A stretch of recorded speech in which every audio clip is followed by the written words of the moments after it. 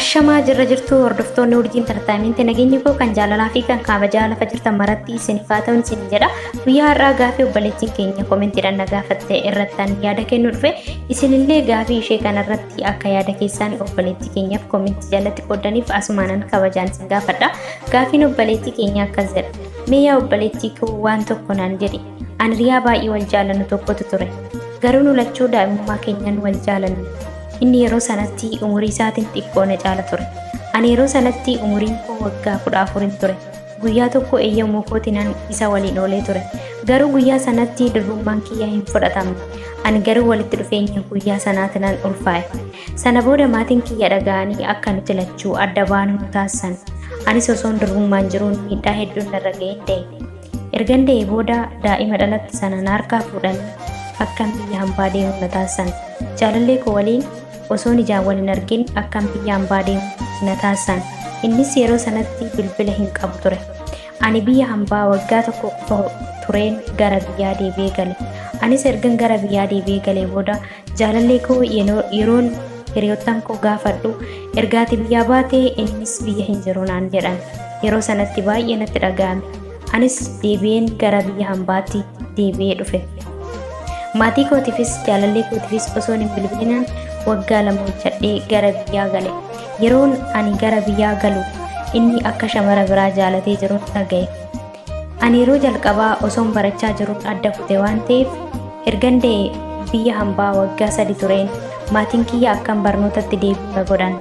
Anis barnoota kutaa 6ffaatti addaan kute sanatti deebi'een barachuu eegale.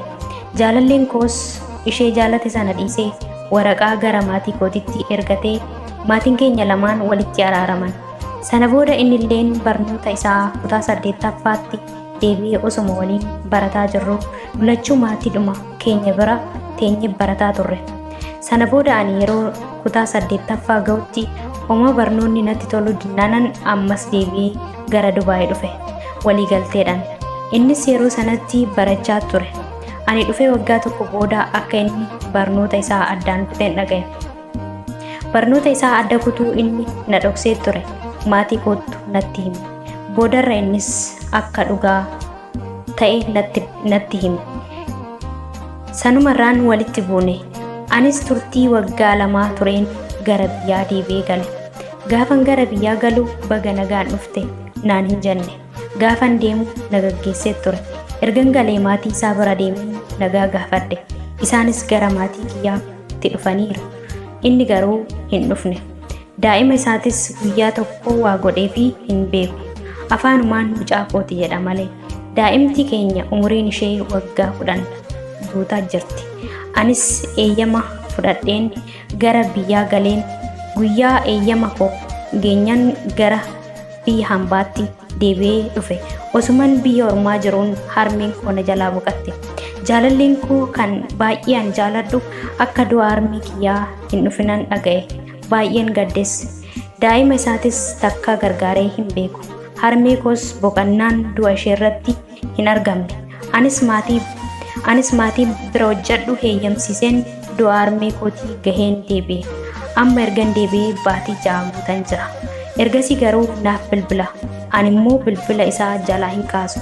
Mee osoo wanta kana isin mudate maal gootu jetti. Gaafiin obboleettii keenyaa gana fakkaata. Barreeffamni ishee baay'ee dheeraadha. Haa ta'u garuu isheen illee itti laffaate barreessiti jedhee tanaan isiniif dubbisee jechuudha. Egaa akkuma jalqaba isiniif dubbisee jaalallee ishee kan jalqabaati. Haa ta'uti garuu osoo isheen durbummaadhaan jirtu walitti dhufeenya yookiin dogoggora guyyaa takkaatiin isheenis ulfooftee jirti.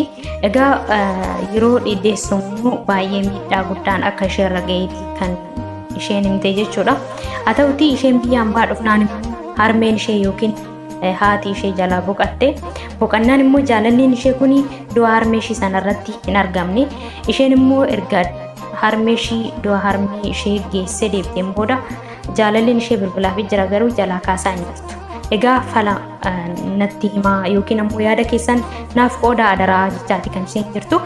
Dhaggeeffattoonni kan koollee akkuma jalqaba jedhe yaada keessan qoodaa fi Ani immoo yaanni ani siif qooduu barbaadu obboleettii kootiif jechuudha.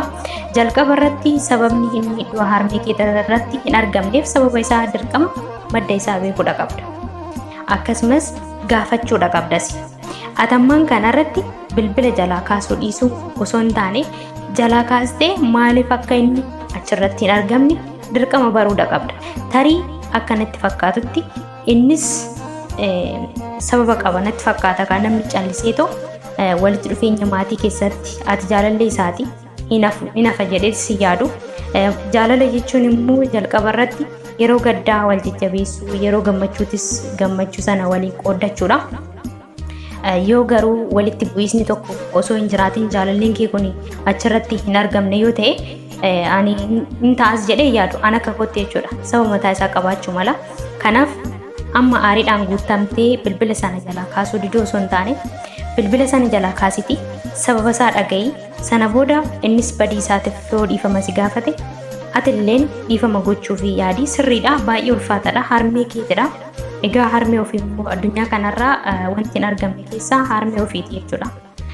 Kanaaf egaa kan darbee jira. Wanta darbe immoo as hin deebisanii atis immoo haaloo qabattee garaa keetti qabattee kan waliin taaggaltu yoo ta'e inni kun isa osoo hin taane suma deebi'ee miidha.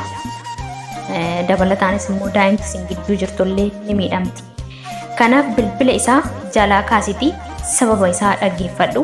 Dhiifama yoo si gaafate atis haaloo qabattee didoo osoo hin taane kan darbee jira.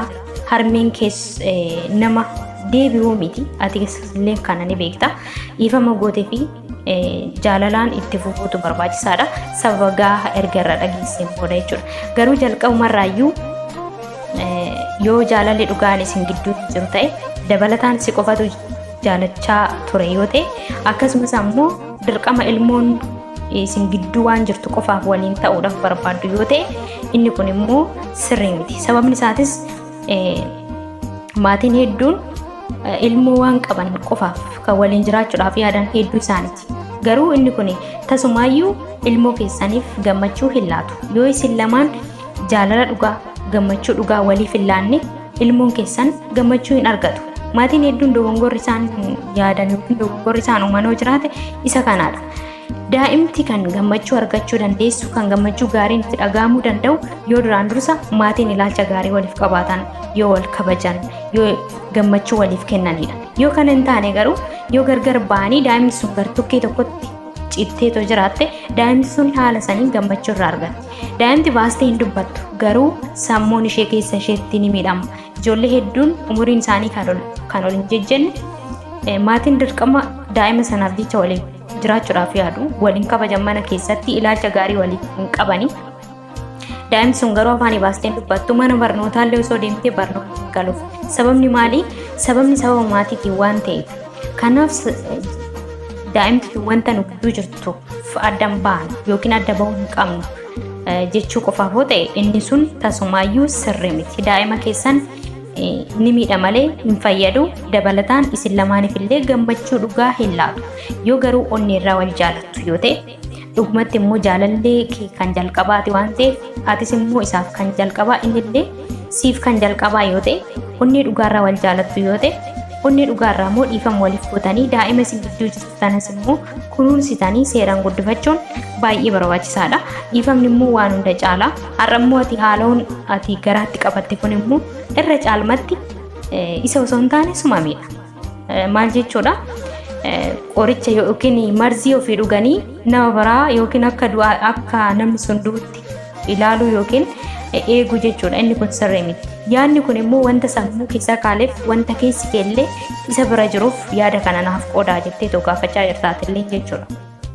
Kanaaf bilbila isaa jalaa kaasi yoo dhiifama si gaafate dhiifama dhugaa dhiifama onni irraa madde akkasumas ammoo sababa gahaa yoo siif dhiyeesse dhiifama godhiif. Guyyaan kaleessaa as hin deebi'u tasumaayyuu jechuudha. Kanaaf egaa namni lubbuudhaan darbellee akkasuma dogongorri uumameera wanti darbe immoo tasaayyuu as deebi'uu ni danda'u. Garuu boruuf wanta haaraa uumuu isin lamaan ni dandeessu jaalalaan jechuudha. Kanaaf inni illee dogongora isaa kanatti amanee dhiifama kan si gaafatu ta'e dhiifama godhiifi dabalataan immoo ilaalcha gaarii akkasumas kabaja siif qaba taanaan onnee dhugaarraa si jaalata taanaan siif amanama taanaan ilmoo keetiif illee waa gochuu qofa miti isheedhaaf ni yaada taanaan atillee dhiifama gochuu fi yaadii sin jedha. Garuu kana yoo hin taane akkuma jalqaba kaase dirqama waanuma ilmoo sirraa argate qofaaf yookiin faayidaadha qofaaf yookiin ammoo jaalala kan siif hin qabne yoo ta'e kunillee deebisee si miidhaa ilmoo keetillee ni miidhaa. Isin lamaan illee ni miidhaa jechuudha. Inni kun sirrii miti. Addaan baafachuun immoo sumaaf illee dirqama barbaachisaadha jechuudha. Kanneen kan adda baasee beeku sumadha waan ta'eef inni dhugaadhaan si jaalachuu fi si jaalachuu dhabuu isaa jechuudha. Kanaaf ani walumaa galatti kanas jechuu barbaadu namoonni dhugaarraa dhiifama si gaafatu yoo ta'e du'a harmee keetti irrattis immoo sababa hin argamneef sababa gahaa ni qaba yoo ta'e sababa sana irratti hundaa'iti atilleen dhiifama godhifiti jaalallee kee waliin walitti araarame. Guyyaan kaleessaa darbeeraa kan dhufutu caala waan ta'eef kan dhufu irratti immoo waliin barattanii waa hunda irratti hundooftanii waliin adeemuun baay'ee barbaachisaadha sin jedha. Ani egaa viidiyoo kan koo asuma irrattaan goolaba. Dhaggeeffattoonni koo immoo akka isaan yaada gahaa koomentii jalatti siif godhan abdiin qaba. Viidiyoo kan biraatiin hanga walitti deebinutti waan na faana turtaniif hedduu galatoomaa isin jedha.